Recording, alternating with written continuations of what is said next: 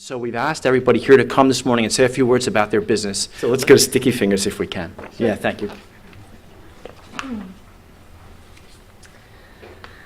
Hello, my name is Kirsten Rosenberg and I'm co-owner of Sticky Fingers Bakery, and it's a real honor and a treat to be here, so thanks for having me.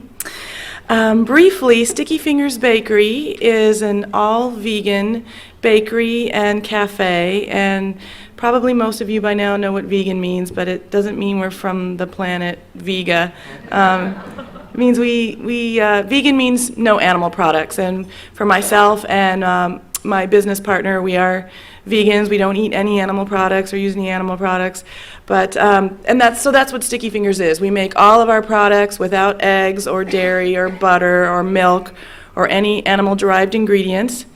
And there are some muffins and scones back there for you to try to know that it really does taste good.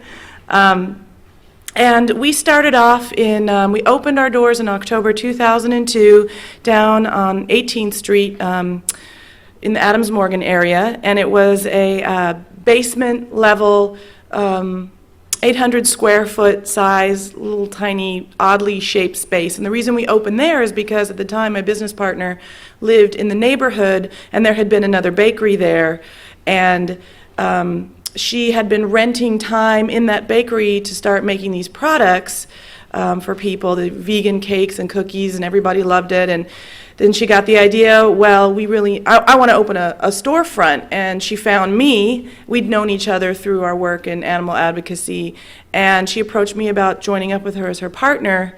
And it was funny because I said, well, of course, neither of us had any business background. I said, I think I'm supposed to ask you for a business plan. Let me look at your business plan.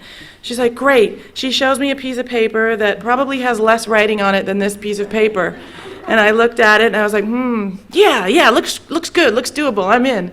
So I joined up with her in 2002, and the bakery that had been there previously moved out, and we took over that space, and that's why we ended up in that particular space. And the rent was great, and it included utilities, but of course whenever it rained it totally flooded. There was no visibility, so it was not without its flaws. But I have to tell you, I think it helps to have a lot of naivety sometimes when you're opening a business, because we were grossly undercapitalized, and when we opened that shop, there was like a countertop, and we had these two tiny little tiny display cases for all of our products, and somehow we were going to sell enough products out of two tiny little tabletop display cases to run a business and become fabulously successful and rich at the same time. Well, somehow we kept plugging, and we were very well received. That leads you to ask, who are our customers? Not only are they people, vegans who don't eat any animal products, but that's actually no more than half of our customers. There's a lot of people out there who, for health reasons, choose to eat products either all or part of the time that don't have any dairy or eggs in them, because our products are naturally cholesterol-free, because they don't have any animal ingredients. They're lower in saturated fat. I wish I could say they were low calorie and low fat, but unfortunately they're not. But they still confer certain health benefits over conventionally made foods. So we get people who are, for health reasons, are interested in our products, for environmental reasons, for religious reasons, and a huge sector of people who just like our products because they taste good. So I'm getting the cue to move things along a little bit. Our business was growing. We needed to move. We needed more space.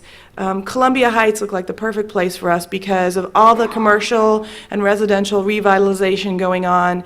And it was also right, we couldn't move to Georgetown. Let's face it, we couldn't afford that kind of space, but we could afford to move into Columbia Heights just barely, and looked like a great neighborhood for us. So we secured funding actually from Sandy Spring Bank, and from the LEDC, the Latino Economic Development Corporation. They have been wonderful to us. They really have. They've always championed us, and they gave us a microloan. Long story short, we relocated in the very end of 2006 to our current location on Park Road. It's twice the size. We had to do all the build out. We had to learn so much, not only running a business, but being sort of, co-contractors about building out a space, and it's been going like gangbusters so far, I'm happy to say.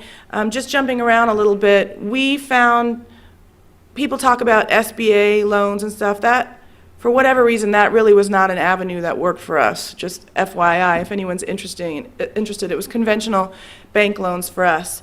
But just to give you an idea, just to throw out gross numbers, at the end of 2003, we had gross, and of course I'm talking gross here, $159,000. So far to date, in our new location this year, we've grossed over $500,000. And I bet we're going to hit $750,000 because we haven't even hit our busy season, which is around Thanksgiving time. So let's see, what else can I say? Something to touch on branding very quickly. We always say we are the DC metro area's first and only all-vegan bakery and cafe. So we're proud to say that, and we're proud to be one of only the few such businesses in the entire country. And the DC metro area has been wonderful to us. People love our products. They're very open-minded towards our products across all, economic strata. There really, there isn't one specific profile of a Sticky Fingers Bakery customer, but I'm sure I've missed many important points. You all can come up to me afterwards and ask me any questions you like, but again, thank you so much for having me, and I'm glad to be here.